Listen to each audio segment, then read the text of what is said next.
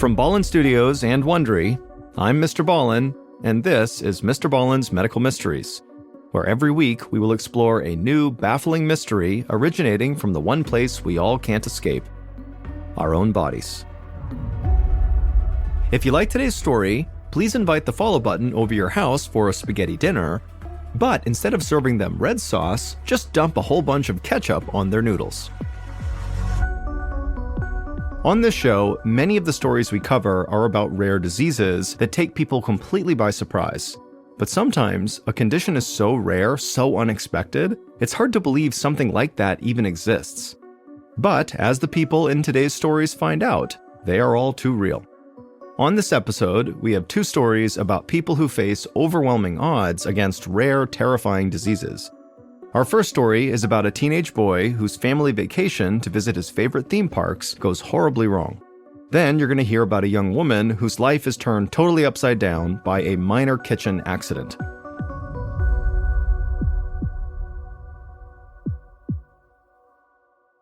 Here's our first story called Look Closely. On August 6, 2016, Sebastian De Leon was slumped in the backseat of a car heading to Orlando, Florida for a short vacation with his parents, Raphael and Brunilda. The drive from their home in Weston, Florida was only about 3 hours. But to 16-year-old Sebastian, the trip felt much longer. He had a lingering headache and his eyes felt itchy and sensitive.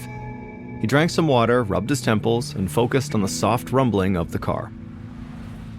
Sebastian wondered if his headache might be from getting too much sun the day before, since he'd spent the whole day swimming with friends in a lake.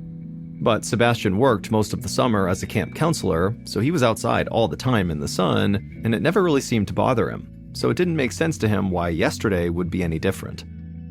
Whatever the reason, Sebastian was just totally annoyed at feeling so out of it. He'd been looking forward to this trip to Orlando for weeks. Tomorrow, they had tickets to his favorite amusement park, and tonight they were staying at a nice hotel nearby. It seemed like the perfect dose of late summer fun before school started next month, but Sebastian was worried that he might not feel well enough to even enjoy it. Sebastian groaned, made a pillow out of his duffel bag, and tried to rest. Maybe by the time they got there, the worst of this would be over. But a couple hours later, Sebastian's head was still pounding as his father parked in front of their hotel. Sebastian's parents unloaded the car, and then they all headed up to their room. Sebastian's parents, Raphael and Brunilda, unpacked and got dressed for dinner, but Sebastian felt too dizzy to even think about food. So he crawled into bed and told his parents to go eat without him. He wasn't hungry. Sebastian curled up in the bed, put his blanket over his head, and hoped a good night's sleep would set him straight. But the next morning, Sebastian's head hurt even worse. And now his eyes were starting to ache as well. Even the soft glow of sunlight through the hotel window felt blinding. Sebastian asked his mom to please shut the blinds, but she told him they were closed. Plus, it was cloudy outside. Brunilda sat next to him on the bed and put her hand on his forehead to check if he was feverish. Sebastian winced in pain when she touched him. His skin felt prickly and hypersensitive. Even the bedsheet against his body was very uncomfortable. Sebastian tried to sit up and get out of bed, but the covers suddenly felt too heavy for him to even move. Sebastian felt confused and overwhelmed. He'd never felt so weak and uncomfortable before. It even felt hard to form clear thoughts. He heard his mom making a phone call, then his dad came in and sat beside him. Raphael told Sebastian they were going to take him to a nearby hospital. They had decided that his condition seemed too serious to wait until they got home to deal with. Sebastian's dad helped him get out of bed and get dressed. When his parents opened the hotel room door, Sebastian moaned in pain from the light and turned away. Even with his eyes closed, the light felt almost unbearable. His dad pulled a pair of sunglasses from his shirt pocket and put them on Sebastian's eyes. Then he helped him walk unsteadily down the hallway towards the parking lot. The family reached their car, and Sebastian crawled into the back seat. He heard his parents whispering to each other as they drove away from the hotel. Then Sebastian slipped into a haze.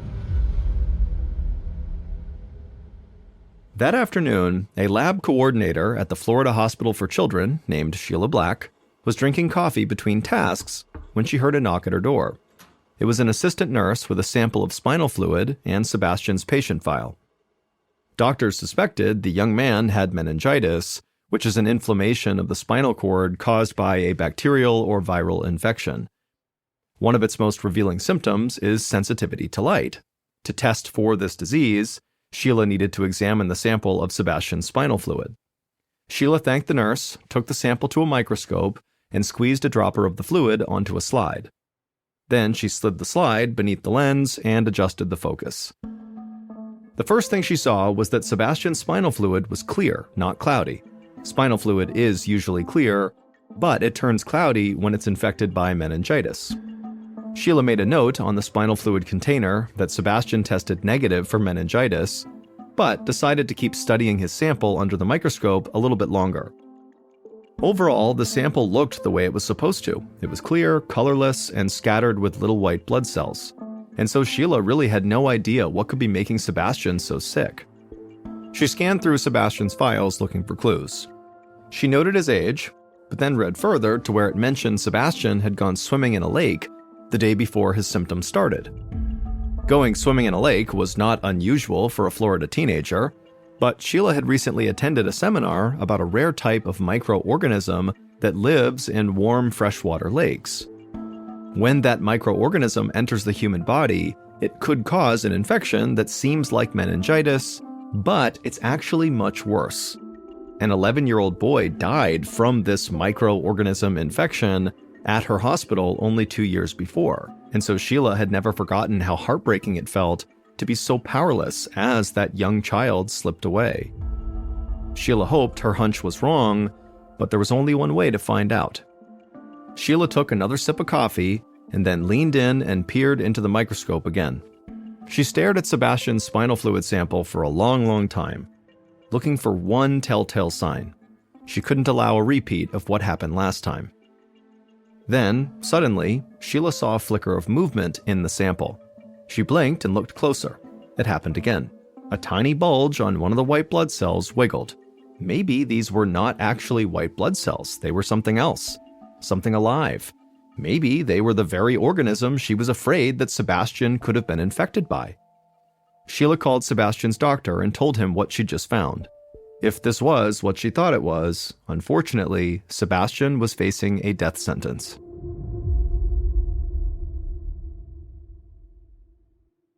Sebastian's doctor, Humberto Liriano, slowly lowered the phone from his ear to his side and leaned his head against the wall.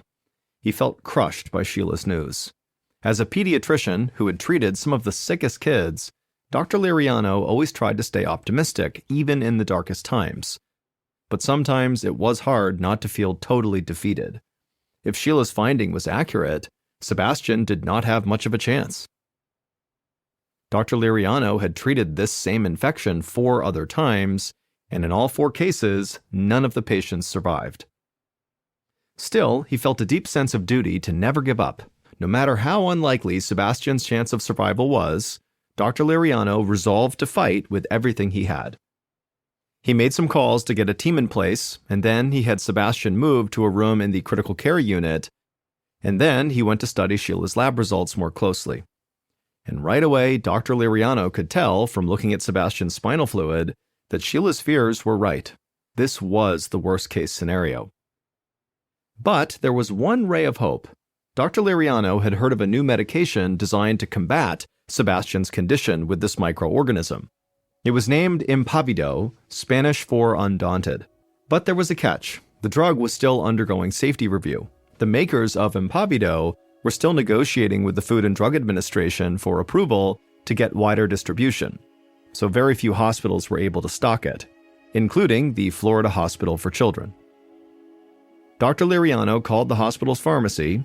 He told them he had a patient who urgently needed Impavido and to call everywhere until they found some. The pharmacist said they would and hung up. Dr. Liriano paced in his office, trying to think of how else he might be able to save Sebastian in case he couldn't get this medication in time. He knew of other patients who had died waiting for it to arrive. Just then, Dr. Liriano's phone rang. It was the hospital's pharmacy. They'd gotten in touch with the Centers for Disease Control, who had already tracked down the CEO of Impavido's manufacturer, which was based right in Orlando. And they apparently said that they had Impavido available and would be happy to supply the hospital with as much as they needed. Dr. Liriano felt a rush of joy at this news until the pharmacist finished their sentence. There was one problem. Impavido was stored in a safe at the CEO's office, and the CEO was out of town. Dr. Liriano groaned in frustration. He asked how long it would be until the CEO could make it back to the office.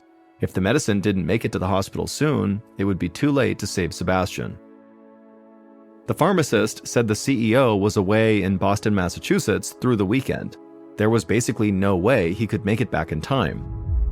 But there was one other person who had access to the safe, the CEO's son, Michael. Not only that, but Michael was already on his way to get the Impavido for Sebastian. He would then personally rush it to the Florida Hospital for Children. Dr. Liriano was ecstatic to hear this, but none of it would matter if it took too long to deliver the drug, and so he asked where this office was to gauge how long Sebastian would have to wait. And the pharmacist's answer that the company's offices were only about 10 miles from the hospital nearly brought tears of joy to the doctor's eyes. After he hung up with the pharmacist, Dr. Liriano ran to the ER. When he got there, he assigned a nurse to wait by the entrance for the CEO's son, Michael, and the second he got there, this nurse was supposed to take the drug from him and rush it up to the critical care unit where Sebastian was. But there was still one other task that Dr. Liriano had to complete before they could institute this drug, and that was telling Sebastian's parents what was going on with Sebastian. Dr. Liriano steadied himself and then went down the hall to Sebastian's room. He peeked in at the doorway and saw Sebastian lying in bed, barely conscious. His parents, Brunilda and Raphael, sat on opposite sides of the bed, looking totally exhausted and terrified. Dr. Liriano stepped inside and then asked Sebastian's parents to please follow him out into the hall. Dr. Liriano could see in the parents' faces how much they were dreading whatever he was about to tell them. Once they were out in the hall, Dr. Liriano explained Sebastian's situation as clearly as he could. He said their son had caught an infection caused by a microorganism while he was swimming, and now this infection had spread deep into his body and his life was in danger. When he said this, the parents' faces went white. They stared at Dr. Liriano blankly. He told them the good news was that a new medication was on the way to the hospital this very second. The bad news was that Dr. Liriano had never been able to use this medication before, so he didn't know for sure if it would even work. Still, it was the best and potentially only chance they had against an infection with a very low survival rate. Only 3% of people who get this infection survive. Dr. Liriano gave the parents a few minutes to absorb this terrible news. Then he explained that in order to use this new medicine, they would have to put Sebastian into a medically induced coma, taking him to the brink of death in order to save his life. So if they wanted to say anything to Sebastian, now was the time. There might not be a later. Brunilda and Raphael nodded and went back into their son's room. They stood on either side of his bed and held his hands. His mother, Brunilda, cried as she told him what a perfect boy he was and that he was going to be just fine, medicine was on the way that would help him, and God was looking out for him. Sebastian's father, Raphael, made the sign of the cross and squeezed his son's hand. Then he leaned close to his face and told his son how strong he was, how he would beat this, and how they would all live a long, happy life together. Dr. Liriano was very moved by the parents and what they were saying to their son, but at some point he stepped in and asked Brunilda and Raphael to please leave the room, and then he had his nurses prep Sebastian for the medically induced coma, which required them to drastically lower Sebastian's body temperature. The team jumped into action, prepping IVs and hooking Sebastian up to various monitors. Dr. Liriano made sure everything looked good and headed out to the reception desk to wait for the Impavido. The whole floor was tense with anticipation. Then the elevator at the end of the hall dinged. Dr. Liriano heard rapid footsteps, and suddenly a nurse sprinted around the corner holding a package. It was the Impavido that Michael had brought. Dr. Liriano looked at his watch. He had called the pharmacy less than half an hour ago. Sebastian still had a chance. He ran back to Sebastian's room and quickly opened the container holding the Impavido pills. Once Sebastian had taken them, an anesthesiologist sedated him. Within moments, Sebastian was asleep. A nurse gave him an IV drip of cold saltwater solution, while another wrapped him in frozen blankets. Dr. Liriano paced while keeping his eyes glued to Sebastian's monitor. This process would give the medication more time to work, but it was always very dangerous to cool a body so rapidly. Sometimes organs reacted very unpredictably. Within the hour, Sebastian's body temperature was down to 91 degrees Fahrenheit, and Sebastian was officially comatose. Once Sebastian's breathing began to slow, Dr. Liriano gently fed a tube down his throat to help his body maintain a steady flow of oxygen. So far, the procedure had gone exactly as planned. All they could do now was wait and hope.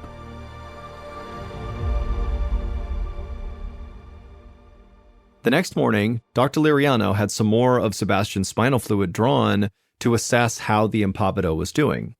He took the fluid down to the lab and studied it under a microscope, and when he looked, he let out a sigh of relief. There were already far fewer tiny wriggling creatures in the sample.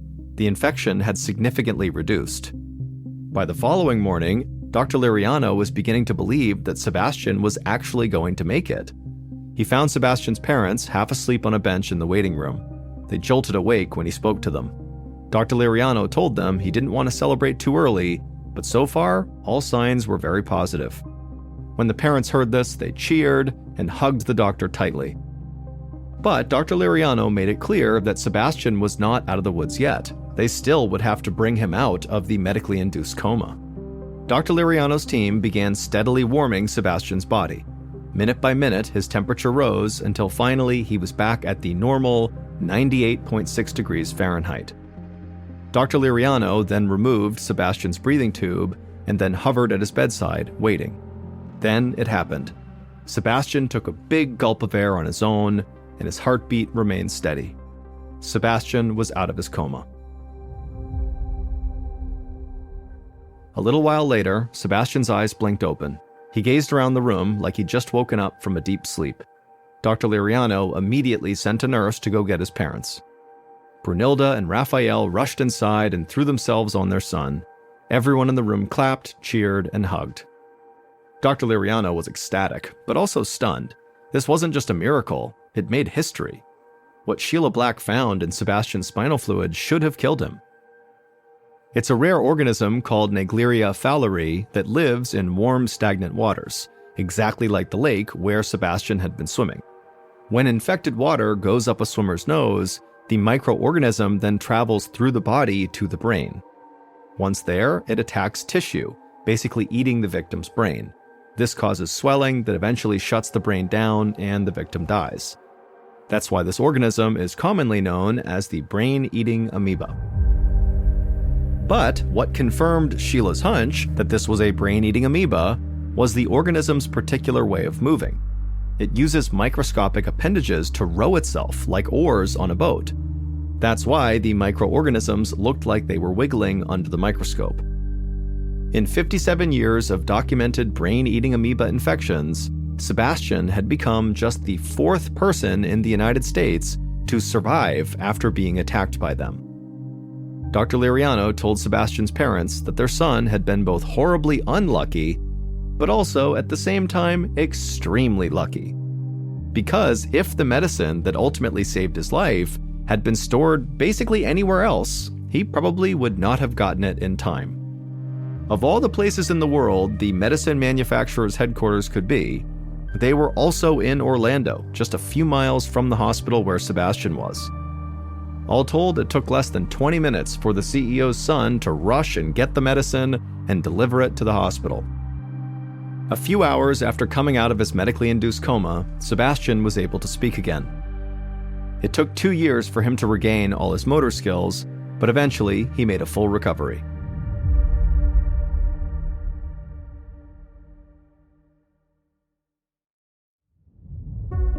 And now for our second story, called Burning from the Inside.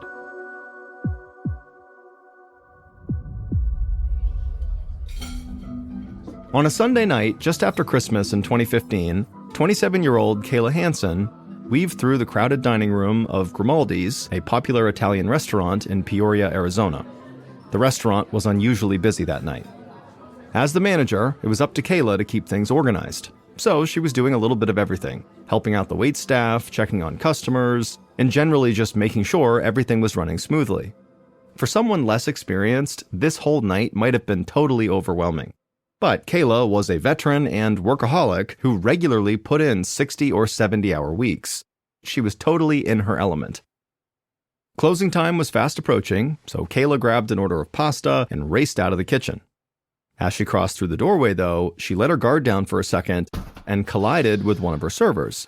The tray Kayla was carrying fell to the floor, and Kayla staggered back into the doorframe, and she grabbed the doorframe to steady herself, but before she could get her balance, the door swung back and smashed into her hand. Kayla cried out in pain and yanked her hand back. The server apologized and ran to get some ice, but Kayla waved her away. She wasn't bleeding, and she figured she just didn't have time to ice a minor injury like this. Kayla's hand was in a lot of pain, and she could feel it aching right away, but she shrugged it off and helped the waiter clean up the food that had spilled. Then Kayla finished up her shift and headed home, ready to get some sleep.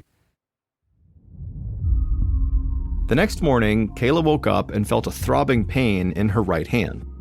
She looked down and saw that it was totally swollen and the skin was bright red and tender. It didn't look good. Kayla groaned in frustration. She was supposed to meet her friends for a hike later, but as much as she wanted to ignore the pain in her hand, she knew she really needed to change her plans and go get her hand checked out by a doctor. So she texted her friends and said she would not be able to go on the hike that day, and then she called her primary care doctor and got an appointment for later that day. By the time Kayla got to the doctor's office that afternoon, her hand was really hurting. But when the doctor examined her hand, he told Kayla she had just bruised the soft tissue. Her hand wasn't broken, so the swelling would eventually go down and she'd be fine. Kayla was totally relieved to hear this. It would have been extremely difficult to work at the restaurant with a broken hand. So Kayla figured she'd get better in a couple of days and really just kind of stopped thinking about her hand. It still hurt, but it didn't feel like an urgent matter. 2 weeks later, Kayla was in her bathroom getting ready for the day, trying to brush her hair with her uninjured left hand. Her right hand, the damaged hand, was still swollen and tender, even though it had now been 2 weeks since she hurt it. The swelling really had not gone down at all, and the pain seemed to be getting worse every day.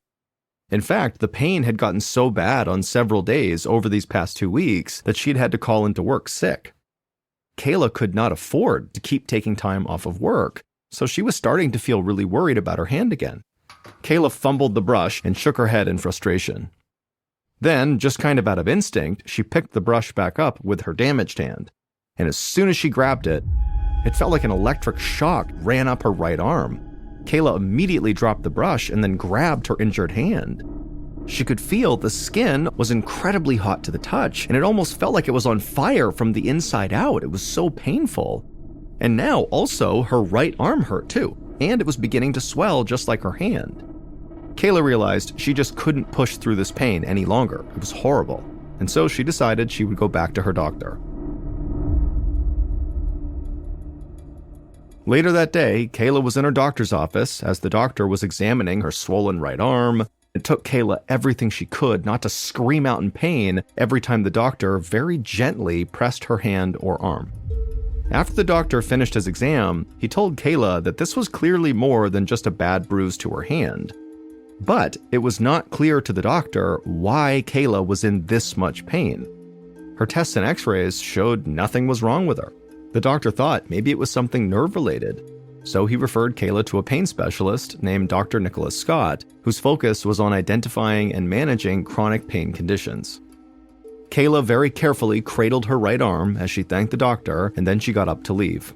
She hoped Dr. Scott would be able to help her, because she really didn't know how much more pain she could bear. A couple of weeks later, Kayla arrived at the Arizona Pain Clinic for her appointment with Dr. Scott. She hoped he would have an answer for her so she could get better and finally go back to her old life.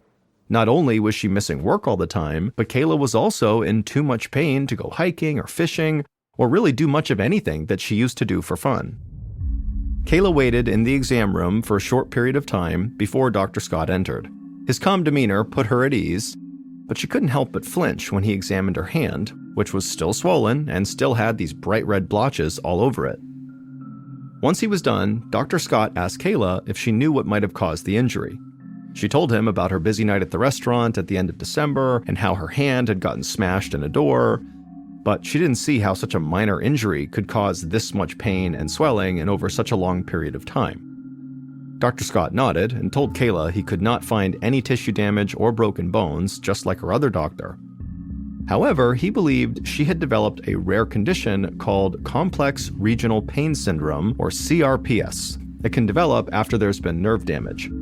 He explained that a nerve in Kayla's injured hand was misfiring and sending signals to the brain that she was in extreme pain, even though the original hand injury was not that bad.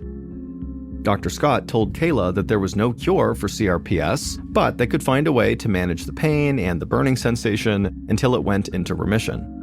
Now, it usually went into remission after only a few months, but unfortunately for some, as the doctor explained, it could take a few years. Dr. Scott said they had no way of knowing which group Kayla would fall into. Kayla was relieved that Dr. Scott had a diagnosis, but the possibility of living with such excruciating pain for years on end was terrifying. She just hoped that the doctors and her medical team could somehow get this pain under control and get her back to normal life soon.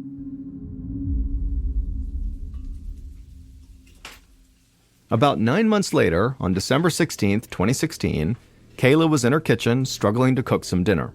None of the pain treatments that Dr. Scott tried had worked. Over the past few months, the horrible burning pain in her right hand and arm had spread across her feet, hips, knees, neck, even her head. Basically, Kayla felt like she was on fire 24 hours a day, 7 days a week. Kayla had lost count of how many times she'd been to the emergency room, but no matter what the doctors tried, the pain never lessened. She could barely get out of bed, she'd had to quit her job, and now she was relying on her family to help her financially. Kayla had worked so hard for so long to build her life, and now it was all crumbling all around her, and it seemed like there was nothing anyone could do to help her. Even worse, really dark, depressing thoughts began to cloud her mind every day. All she wanted was for the pain to end, even if that meant falling asleep and never waking up again. But Kayla was determined to try to find some ray of hope in her life, and she knew she got a lot of comfort from her family. So she had decided to invite them all over for a Christmas celebration where she would prepare a meal for everyone.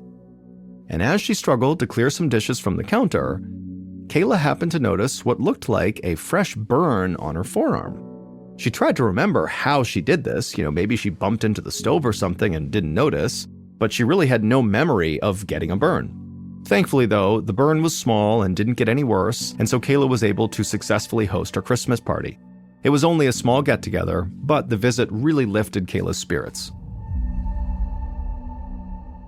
But on the morning of December 20th, so 4 days after that Christmas party where she noticed that burn on her arm, Kayla woke up to find that her forearm, from hand to elbow, was now completely covered with these small circular burns, just like the one she had noticed 4 days earlier.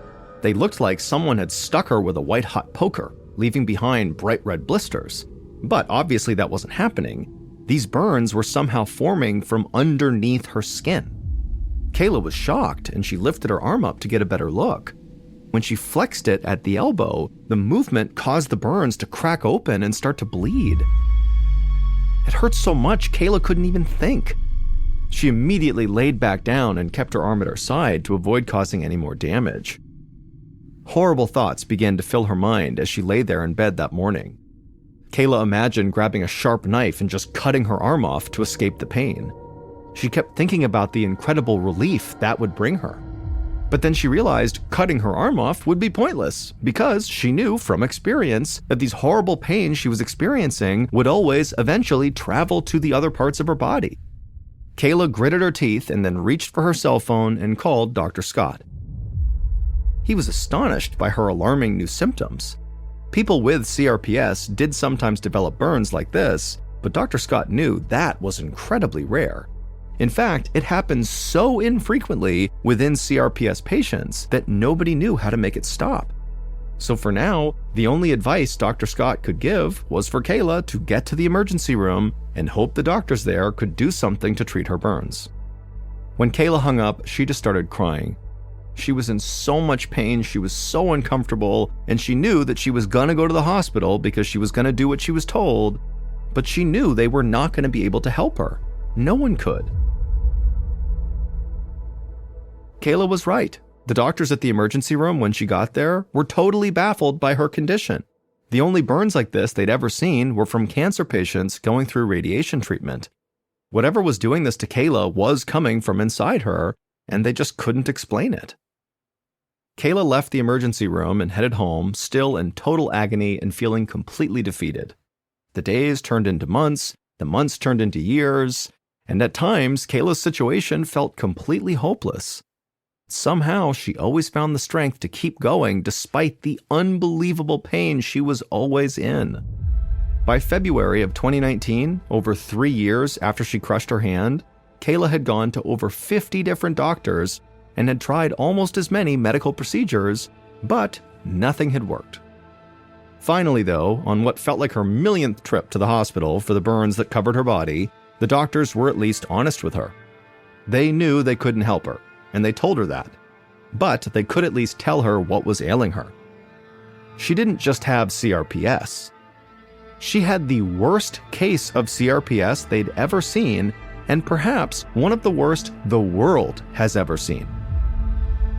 Most people who suffer from complex regional pain syndrome have symptoms in a single arm or leg. Unfortunately for Kayla, she suffered from symptoms across her entire body. In other words, she had a unique version of this very rare disorder. One doctor described it as stage 4, the most severe and painful form of CRPS.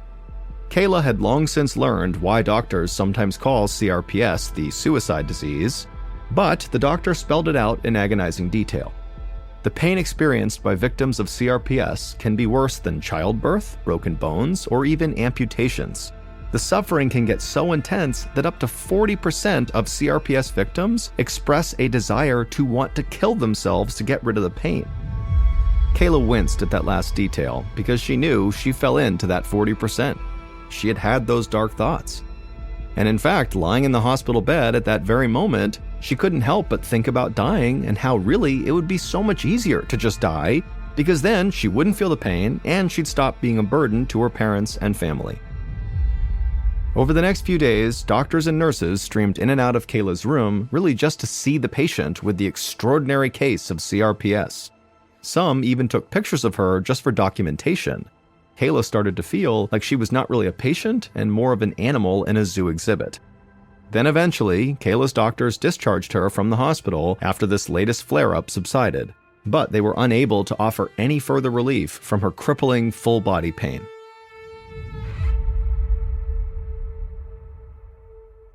A short time after Kayla returned home after that millionth visit to the doctor, something remarkable happened. All of a sudden, for no clear reason, the pain just started to lessen. At first, Kayla hardly noticed, but by April of 2019, she felt noticeably better. By the end of the year, she was no longer covered in those burns and was feeling almost like her old self again.